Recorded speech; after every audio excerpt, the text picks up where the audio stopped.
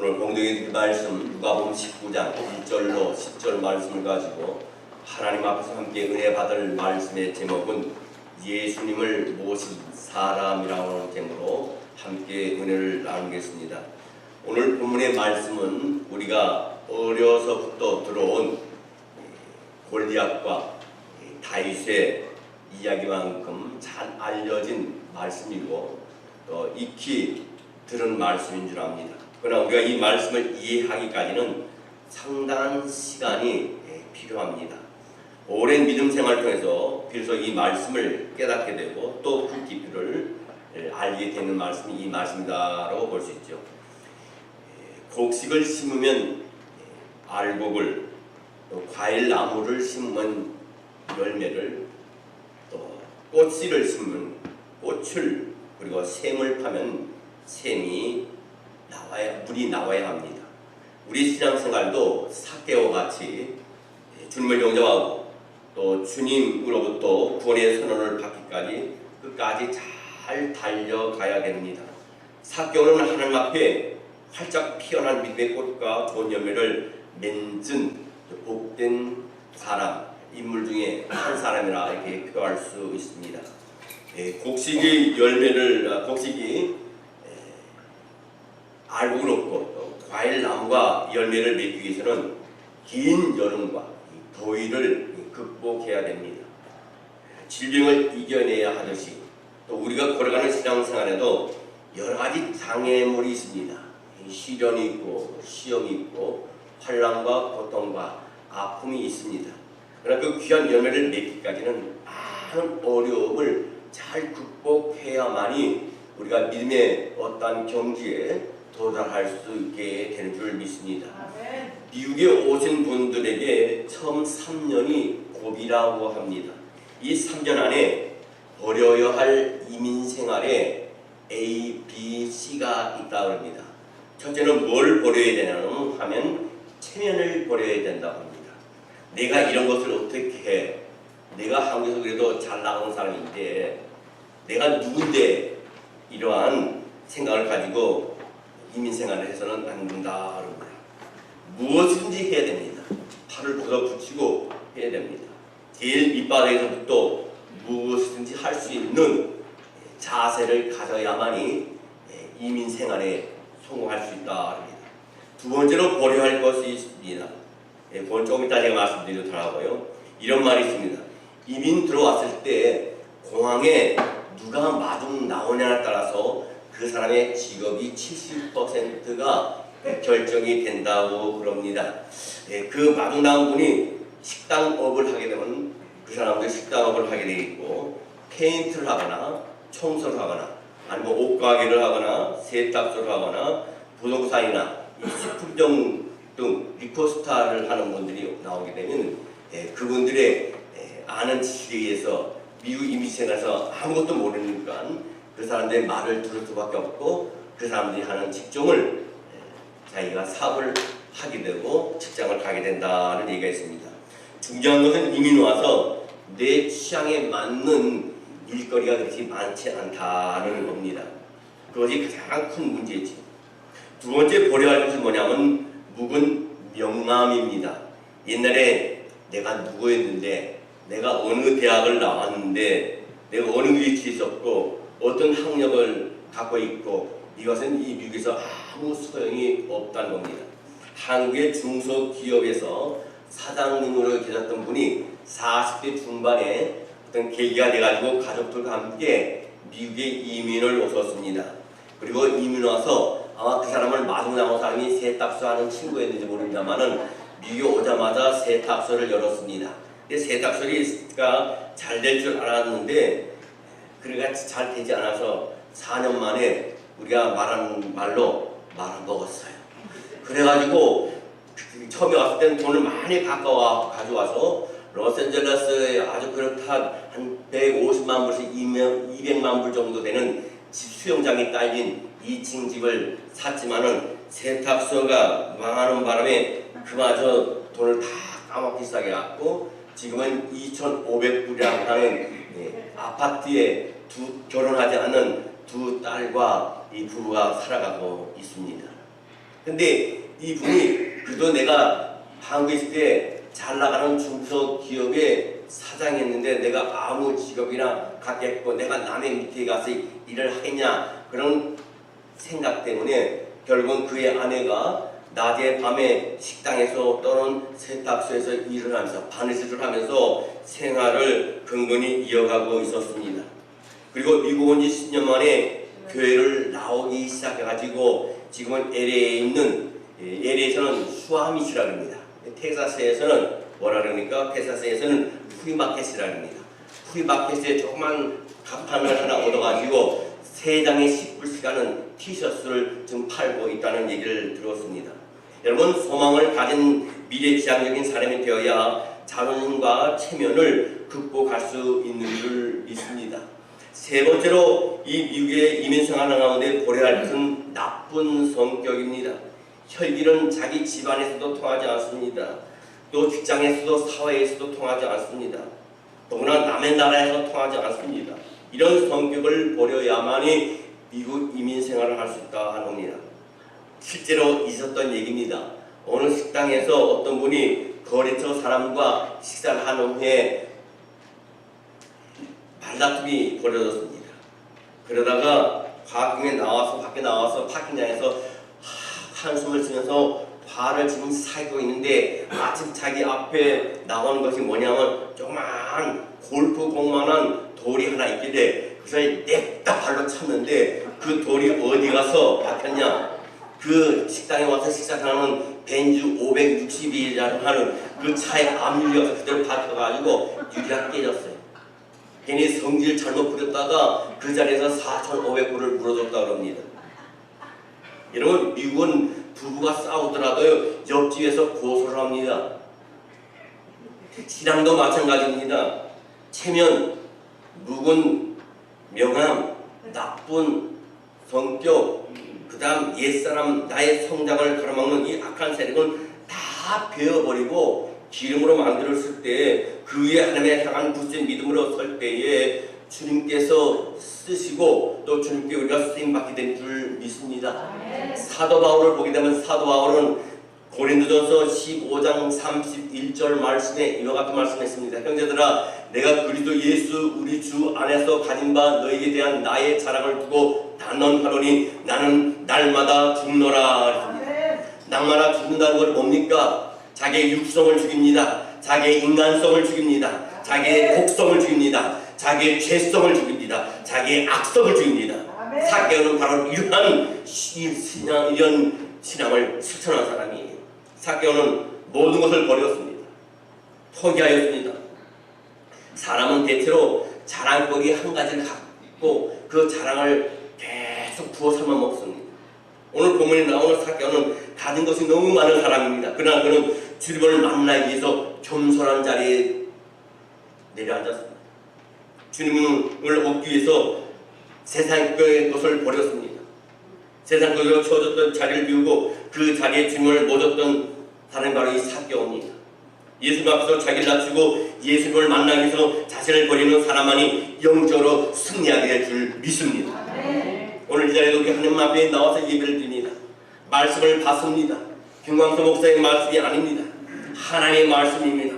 겸손한 마음으로 마음을 열고 뇌를 열고 말씀을 아멘으로 받아들일 때 그 말씀이 내 말씀이 되고 그 말씀이 나의 영적이 되고 그 말씀이 나의 에너지가 되고 그 말씀이 나에게 파워가 되고 그 말씀이 나를 살릴 역사가 있는 줄 믿습니다. 자신을 크게 보면 크게 볼수록 자기 자신을 대단하게 보면 볼수록 믿음 생활이 어려워집니다. 그리고 주님은 나에게 작아 보여요. 그러나 자신은 작게 보면 볼수록 자기가 겸손할수록 주님이 나에게 크게 보이고 주님이 나에게 자리 잡는 줄 믿습니다. 나는 죄입니다. 나는 부족합니다. 그럴 때 완전한 주님을 만나게 될 줄 믿습니다. 여러분 신앙생활하면서 잘난 것도 버려야 하고 못난 것도 버려야 됩니다. 잘난 것은 예수님 앞에서는 아무 의미가 없습니다. 또 못난 것은 그것 때문에 열등감 때문에 주님을 만나지 못한 일이 있어서는 안 될 줄 믿습니다. 우주 만물을 창조하신 주님을 바라보면 아무리 가난해도 아무리 배우지 못해도 아무리 갖지 못했도 하더라도 우리에게 질병이 있다 해도 그것은 문제가 되지 않는 줄 믿습니다. 마치 강물처럼 흐르는 생수 앞에서는 우리의 목마름이 문제가 아니듯이 우리의 주님을 바라보고 주님만 의지하고 나아가면 우리의 모든 죄와 허물과 부족함을 해결될 줄 믿습니다. 우리는 주님을 바라보지 않고 어떤 환경이나 어떤 처지나 어떤 문제를 바라볼 때 우리는 포기가 되고 낙심하게 되고 좌절하게 되는 겁니다. 우리 모두 예수 앞에 잘난 것도 못난 것도 다 함께 묶어서 십자가 앞에 내려놓고 주님을 영접하고 주님과 함께 살아가는 삭개오의 복을 받는 저와 여러분 되시기를 주의 이름으로 축원합니다. 삭개오는 예수를 사랑하는 인물이었어요. 삭개오는 세리장으로 있으면서 예수에 관한 서벌을 들었습니다. 그 당시에 여리고는요, 유대 나라 가운데 세금을 가장 많이 거치는 동네였습니다. 그래서 여리고 세무서장 자리는 누구도 부러워하는 자리였어요. 그곳에서 그는 나사렛 예수에 대해서 들었습니다. 그분의 말씀하신 내용을 들었습니다. 산상공원의 말씀을 들었습니다.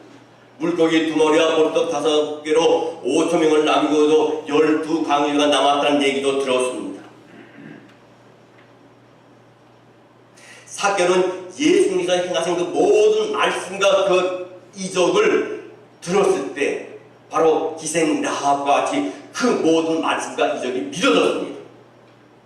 그래서 그분을 보고 싶었습니다. 만나고 싶었습니다. 그 주님을 위하여 마음을 열었습니다. 귀를 열었습니다. 이것이 삭개오의 복인 줄 믿습니다. 대체로 사람은요, 내 것이 조금만 있으면 교만하기가 쉽습니다. 그래서 신앙생활할 때 오히려 큰 은혜를 받지 못해요. 자기가 남다른 재능이 있으면 남이 하는 것이 하찮게 보이고 우습게 보입니다. 또한 남을 평가합니다. 돈이 조금 있으면 돈이 없는 사람이 뭐라고 좀 하려고 그러면 쥐뿔도 없는 것이. 자기 좀 배웠으면 되죠. 좀 배우지 못하고 가방끈 좀 짧은 사람이 뭐라고 좀 그러면 무식한 것이. 조금 행복하면, 조금 출세하면 목이 기부스를 하게 됩니다. 주님을 보는 눈이 감기되어 있는 경우가 참 많습니다. 이런 자리에 이런 위치에 올라갈수록 칭찬을 들을수록요, 문제가 풀리면 세상 돌아가는 일에 눈을 뜨게 되고 세상 친구가 많아지게 됩니다. 그러나 삭개오는 예수의 말씀을 전해 듣고는 이런 것들을 모두 헛된 것으로 깨닫고 예수를 만나기 위해서 나오게 된 줄 믿습니다. 우리도 예수의 말씀을 들으면 나와야 됩니다. 우리가 주님 앞으로 나올 때 큰 은혜를 받을 줄 믿습니다. 여러분, 지난주에도 제가 말씀드렸다시피 우리 신앙생활 하는 가운데 그 여정에는 많은 어려움이 있습니다. 우리가 세상을 살아가는 데 있어서 자녀를 키우는 데 있어서도 마찬가지고, 부부생활 하는 가운데 있어서도 마찬가지고요, 가정생활에서도 마찬가지고, 직장생활에서도 마찬가지고, 사업하는 것에서도 마찬가지고, 모든 것에 우리가 순탄한 게만 있는 것이 아닙니다. 이 삭개오는 또 실체적으로 결함이 있는 사람입니다. 키가 작은 사람입니다. 삭개오는 주님이 여리고 지나가신다는 얘기 듣고 길거리로 나왔어요. 사랑하는 여러분, 교회에 나올 때 언제나 하나님의 은혜가 여러분에게 임할 줄 믿습니다. 삭개오가 길거리에 나오니까 얼마나 많은 사람들이 보이는지 모릅니다. 근데 자기는 키가 작기 때문에 인상은혜로 예수를 둘러싸고 있기 때문에 예수님께 가까이 갈 수도 없고 보이지도 않았습니다. 마찬가지로 여러분이 교회에 나와도 여러분이 쉽게 문이 열리는 것이 아닙니다. 예수를 쉽게 만나는 것이 아닙니다. 여러 가지 장애물이 있습니다. 신앙생활을 하는 가운데 어떤 단계 올라가기 위해서는요, 여러분 태권도를 하는 사람은요, 권투에는 급이 없지만 태권도에는 급이 있어요. 급이 있고 단이 있습니다. 바둑에도 마찬가지고 주산에도 마찬가지입니다. 우리가 그 급을 통과해야 됩니다. 그래야만 우리가 흰띠에서 노란띠로, 노란띠에서 파란띠로, 파란띠에서 검정띠로 가는 게 순서가 맞는지 모르지만 맞습니까? 틀려요? 몰라요? 안 가봤으니 모르지. 노란띠 되면 파란띠입니까? 파란띠 되면 노란띠입니까? 아, 노란띠 파란 맞아요? 맞아요, 맞네요. 네, 저는 파란띠 다음에 빨간띠. 네, 그만합시다. 저는 복싱 태권도에서 잘 몰라요. 단계가 있어요. 그 단계까지는 힘듭니다. 끊임없는 훈련을 해야 됩니다. 견디기 힘들 때가 있습니다. 그 통과하면 믿음이 한 단계 올라가는 거예요. 사도행전 1장 8절 말씀에 보게 되면요. 오직 성령이 너희에게 임하시면 너희가 권능을 받고 예루살렘과 온 유대와 사마리아와 땅까지 이르러 내 증인이 되리라 하시니라 그랬습니다. 기독교는 산속으로 들어가는 종교가 아니에요. 기독교는 바깥으로 나가는 종교입니다. 도시로 나가는 종교입니다. 사람 있는 곳을 찾아가서 사람과 부딪혀서 그 사람에게 복음을 전하고 그 사람을 건져줄 것이 기독교의 사명입니다. 불교는요, 산으로 들어가요. 만나러 가는 거예요. 그렇죠? 절에 주지 스님을 만나든지 스님을 만나든지. 기독교는요, 나가는 겁니다. 선포하는 겁니다. 하나님 명령을 수행하는 겁니다. 어떤 분은 요새 기독교가 상당히 도덕적인 유지로 많이 사람들에게 가십거리가 돼가지고 욕을 먹고 있습니다만 혹자는 그런 얘기를 합니다. 기독교는 자기 몸뚱이만 키우지 전혀 사회에 어떤 공헌자가 없다 그래요. 구제사업하는 것을 보질 못했다 그래요. 그래서 제가 그분에게 그랬습니다. 모르시는 말씀입니다. 한국의 모든 구제사업의 70%가 기독교의 사업입니다. 교회와 선교단체의 사업입니다. 여러분, 십수년 전에 태안 앞바다에 기름이 유출돼가고 엉망이 됐습니다.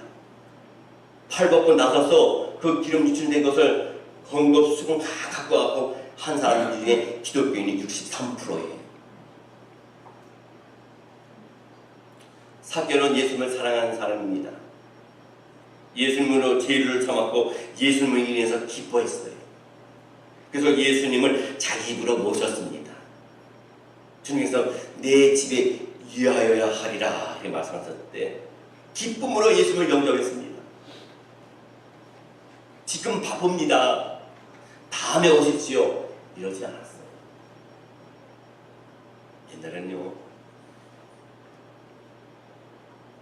선생님이 우리가 학교 다닐 때는 뭐라 그러면 왜요? 그거 왜 해야 돼요? 그러지 않았어요. 교회에서 목사님이 뭐라 그러면요, 무조건 순종했어요. 지금은 어떤지 알아요? 권면에도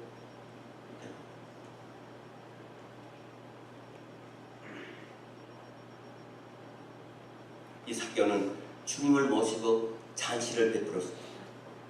그리고 주님 앞에 회개했습니다.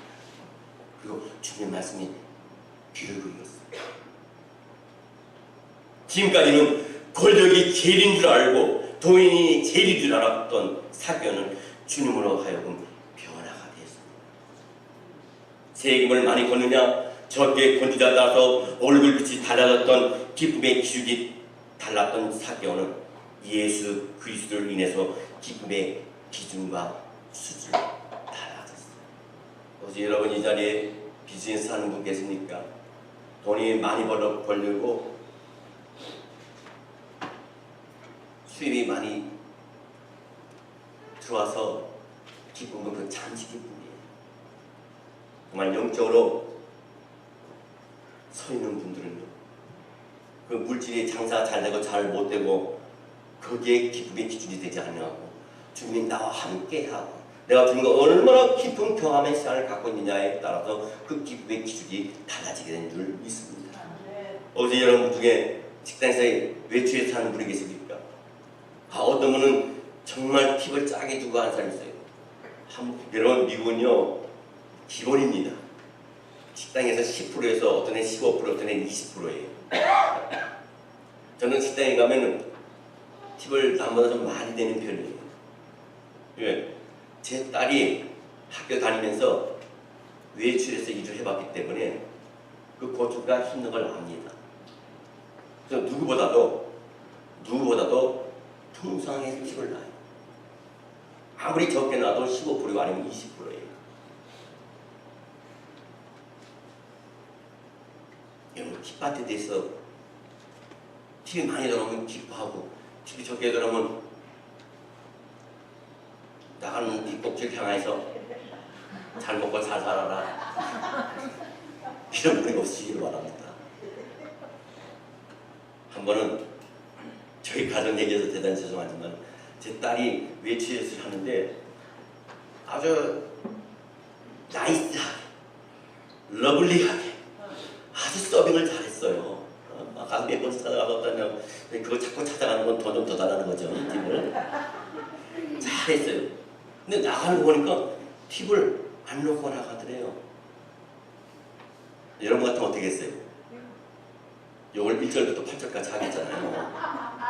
근데 따라가갖고 썰맨 그러면서 내가 당신한테 서비스 잘못한 게 있냐? 나는 내 최선을 다해서 당신의 음식을 즐겁게 먹기 위해서 상당히 나는 당신한테 최고의 서비스를 했는데 내가 뭐 부족한 게 있느냐? 왜 그랬나? 너 팁을 안 넣고 하느냐? 아니 공무원보다 팁으로 내가 사는데 그랬더니 얼굴에 벌게 되고 아임 소리 갖고요 몇 프로 더 주고 갔대요. 이런 우리는 어떤 팁이나 장사가 잘 되나 안 되나에 따라서 우리가 얼굴빛이 달라지고 기쁨의 기준이 바뀌어서는 안 될 줄 믿습니다. 오로지 우리의 기쁨은 뭡니까? 내가 성령 안에서, 하나님 안에서 내가 성령 충만하고 하나님의 기쁨 경험 가운데 느껴지는 그 기쁨으로서 우리가 그 기쁨의 기준이 달라져야 될 줄 믿습니다. 우리는 우리의 삶이 예수님의 재림을 빨리 깨달아야 돼요. 재림이라고 하는 자리에서 나는 빨리 물러나고 예수님을 그 자리에 모셔야 될 줄 믿습니다. 신앙은 내 자리에 주님을 세우는 것이에요. 교만하던 자리에, 물질이 제일이던 자리에, 권력이 제일이던 자리에, 내 재능이 제일이던 자리에 주님을 세우는 것이, 이것이 바로 뭡니까? 삭개오의 믿음이고 주님이 우리에게 바라시는 믿음인 줄 믿습니다. 여러분, 세상에서는 허무해요. 최고봉의 오름이요 허무함이 오게 된답니다. 허무함은 어떤 경우입니까? 소원성취한 후에 옵니다. 한국의 자살한 자들의 그 형태와 통계를 조사해 봤더니 인기 없는 사람보다는 인기 있는 사람이, 또 어떤 위치에 올라가지 않았던 사람보다는 어떤 위치에 올라간 사람이, 또 농촌에 사는 사람보다는 도시에 사는 사람이, 또 배우지 못한 사람보다는 많이 배운 사람이, 최고의 대학에 최고의 박사 과정을 거치고 그런 사람들이 자살하고, 의사 가운데는 인턴 수업을 하는 가운데 세상과 모든 일을 끊는다고 합니다. 왜 그렇습니까? 그 사람들은 그것이 제일인 줄 알고 부단히 먹을 거 먹지 않고 입을 거 입지 않고 갈 때 가지 않으면서 열심히 해봤지만 결국은 그것이 다가 아니라는 것을 깨닫고 자살한다는 겁니다. 세상의 것을 적당히 거리를 두고 사는 사람이 가장 지혜로운 사람이에요. 다 배웠다, 다 이뤘다 하는 것보다 조금 부족하게 살면서 풍성하신 주님의 은혜를 넘치게 받은 저와 여러분 되시기를 주의 이름으로 축원합니다. 사도 바울은 주님이 지적으로 사랑하는 종이었지만 몸에 질병이 있었어요. 많이 기도했지만 그 질병을 고치지 못했습니다. 결국 돌아오는 주님의 대답은 뭡니까? 내 은혜가 네게 족하도다. 그러면 이 바울은 깨달았습니다. 하나님의 기도한 그 기도의 응답을 받았는데 고린도후서 12장 9절 말씀에 보게 되면 나에게 이르시기를 내 은혜가 네게 족하도다. 이는 내 능력이 약한 데서 온전하여 짐이라 하십니다. 그러므로 도리어 크게 기뻐함으로 나의 여러 약한 것들에 대하여 자랑하리니 이는 그리스도의 능력이 내게 머물게 하려 함이라 하셨습니다. 어떤 분이 저한테 상담이 왔어요. 목사님, 제 아내가 너무나, 제 남편이 너무나 무능합니다. 돈도 제대로 벌어오지 못합니다. 늘 생활에 쪼달립니다. 불평불만했어요. 내가 물었어요. 그럼 남편이 어떤 부정행위를 합니까? 아니요. 다른 여자가 있습니까? 아니요. 그럼 자녀가 뭐 잘못이 있습니까? 잘못되고 어디 아픕니까? 아니요. 그럼요. 있는 것을 만져가세요. 그나마 남편이 조금 돈을 덜 들어올 뿐이지 거기다 자녀에게 문제가 있고 자녀가 병들어 있고 자기가 병들어 있으면 어떡하겠습니까? 거기다 또 남편이 눈이 딴 데로 가 있으면 어떡하겠습니까? 감사하시 바랍니다. 그 말씀 보니 제가 입이 방정이었네요. 제가 받은 은혜 깨닫지 못하고 주신 거에 감사하지 못했네요. 죄송합니다. 목사님 말씀 드리니까 제가 남편을 더 사랑할 수밖에 없고 남편을 위해서 내가 그래도 그나마 기도하는 엄마가 아니니까 남편을 위해서 기도해야 되겠네. 저한테 얘기를 하더라고요. 그분이 저희 교회 다녔던 분이십니다. 여러분 질병이 우리에게 괴롭지만은 그 질병으로 말미암아 주님께서 내 기도의 문을 열어주신 줄 믿습니다. 내가 재정적으로 물질로 어려움이 있지만 그 물질의 어려움을 위해서 우리가 주님께 향한 기도의 문이 열릴 수 있습니다. 질병이 나로 하여금 하나님 앞에 나올 수 있도록 해서 그분을 사모하게 만드는 가난은 여러분 불편합니다. 모자랍니다. 또 부족합니다. 그러나 모든 것은 풍성해 주신 주님을 사랑하고 기도하면 그 가난도 채워주시는 분이 우리 주님인 줄 믿습니다. 그런데 우리가 주의해야 할 것은 채워지면 교만하지 말아야 돼요. 제가 목회하는 가운데 많은 분들이 저한테 기도를 부탁하고 건강의 문제라든가 가정의 문제라든가 사업의 문제라든가 그런 기도를 부탁해요. 때로는 함께 기도하고 작정 기도하고 금식 기도도 합니다. 그런데 문제는요, 하나님께서 그것을 이루어주는데 결국은 어떻게 됩니까? 그것이 자기 공로로 다 돌려버려요. 올챙이, 개구리 올챙이 생각 못한단 말이잖아요. 하나님의 은혜로 채워주시고 하나님의 은혜로 그 기도에 응답을 해주시고 하나님의 은혜로 구원해 주셨는데도 불구하고 결국은 그것이 자기 공로로 인해서 하나님을 떠나고 주일 성수를 하지 않고 하나님과 멀어진 관계 속에서 세상과 짝하고 살고 가는 많은 사람. 저는 그분들을 생각하면서 기도합니다. 하나님 매에 맞지 않고 돌아오게 하여 주시옵소서. 물질에서 기도했다면요, 하나님 그 물질의 복을 주셨으면은, 물질의 은사를 주셨으면은 하나님 충성해야 돼요. 그렇지 않을 때는 하나님 그걸 거둬보세요. 건강을 위해 기도했다면은 하나님 건강을 주셨으면 그 건강 가지고 하나님께서 죽도록 해서 하나님 그 건강 자녀의 어떤 문제를 위해서 기도했다면 그 자녀를 위해서 늘 기도하고 그 자녀를 말씀으로 양육하지 않을 때는 여러분 그 자녀도 하나님이 주신 것을 거부할 수 없어요. 여러분은 무엇 때문에 괴로워하세요? 하나님 우리를 사랑하시기 때문입니다. 그래서 괴로운 일들이 우리에게 있어요. 살아있기 때문에 우리가 괴로운 일이 있는 거고 살아있기 때문에 아프고 살아있기 때문에 우리가 배가 고파요. 여러분 자녀 때문에 괴로워하십니까? 자녀가 여러분이 하나님을 떠나지 않게 기도하게 만드는 겁니다. 돈이 부족합니까? 그 돈이 여러분을 하나님을 떠나지 않게 주님이 가까이 부으시는 겁니다. 남편과 문제가 있습니까? 아내의 문제가 있습니까? 고분의 갈등이 있습니까? 아니면 교우들 간의 관계에 문제가 있습니까? 목회자와 성도의 간의 관계에 문제가 있습니까? 그것은 뭡니까? 하나님이 하나님 앞에 더 나와서 부르짖고 기도하고 가까이 하게 하시게 하시는 줄이 있습니다. 여러분의 건강과 여러분의 직장과 여러분의 사업과 여러분의 자녀가 돈이 남편이 아내가 이웃이 친척이 여러분의 여러분을 다 뽕나무에 올라가게 하신다는 겁니다.